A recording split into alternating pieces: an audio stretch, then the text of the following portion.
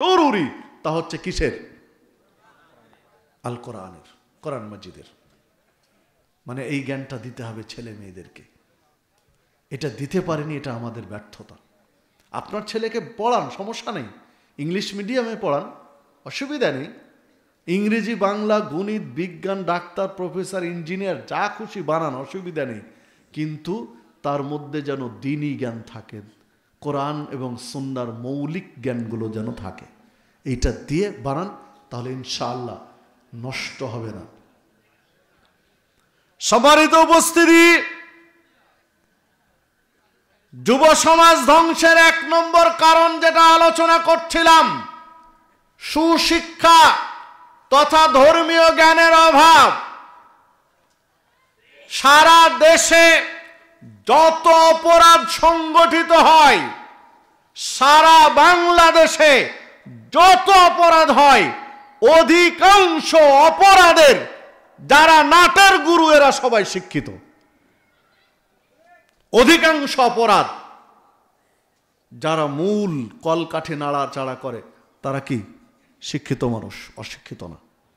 একটা রিক্সা চালক, ভ্যান চালক, দিনমজুর কতটুকু অপরাধ করে, ওর অপরাধে কতটুকু ক্ষতি হয় দেশের। যারা অনেক শিক্ষিত, অনেক বড় বড় জায়গায় বসে আছেন, তাদের অপরাধ, তাদের কলকাঠি নাড়াতে দেশের ক্ষতি বেশি হয়। একটা চোর ডাকাত কয় টাকা চুরি করে? আপনার এলাকায় যদি কোনো চোর থাকে, ও দেখেন তো সারা জীবনে যা চুরি করতে পারেনি। যারা অনেক শিক্ষিত, অনেক ডিগ্রি নিয়ে আছে, তারা কলমের এক খোঁচায় একদিনে তার চেয়ে বেশি উল্টাপাল্টা করে দিতে পারে, যা একটা চোর সারা জীবনে পারে না। যিনি এক কলমের খোঁচায় রাষ্ট্রের সম্পদ, জনগণের সম্পদ, দেশ জাতির সম্পদ নিজের পকেটে চলে আসলো এক খোঁচাতে, যা একটা চোর সারা জীবনে ইনকাম করতে পারবে না। তাহলে সমস্যা কোন জায়গায়? শিক্ষিত মানুষের মধ্যে না, সমস্যা হলো এখানে সুশিক্ষার অভাব। যেই শিক্ষা অর্জন করে, গ্রাজুয়েশন করে দেশ জাতির সম্পদ নিজের পকেটে নিয়ে নেওয়া, আত্মসাৎ করাকে অপরাধ মনে হয়নি তার কাছে, অপরাধ বিবেচনায় করেনি, এটা ভাবেইনি যেটা অপরাধ, বিবেকে বাধা দেয়নি।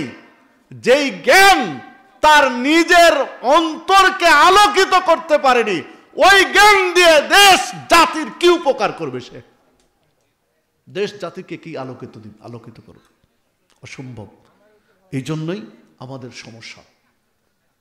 সম্মানিত উপস্থিতি, আগামী দিন জাতি গঠন করতে হলে অবশ্যই সুশিক্ষায় শিক্ষিত করতে হবে। শুধু শিক্ষায় শিক্ষিত করলে হবে না, সুশিক্ষায় শিক্ষিত করতে হবে। সম্মানিত উপস্থিতি,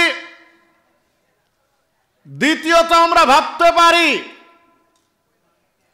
যুব সমাজ অধঃপতনের কারণ নারীদের পর্দাহীনতা, নারীরা বেপর্দায় থাকা, যুব সমাজ নষ্টের এটাও একটা কারণ। দেখুন, নারী পুরুষের আকর্ষণ সৃষ্টিগত, অস্বীকার করার কোনো কায়দা নেই, অস্বীকার করতে পারবেন না। এটা সৃষ্টিগত আকর্ষণ। নবী মুহাম্মদ সাল্লাল্লাহু আলাইহি ওয়াসাল্লামকে আল্লাহ রাব্বুল আলামিন জানিয়ে দিলেন, ইদা সাআলতুমুহুন্না মাতাআন ফাসআলুহুন্না মিন ওয়ারাই হিজাব।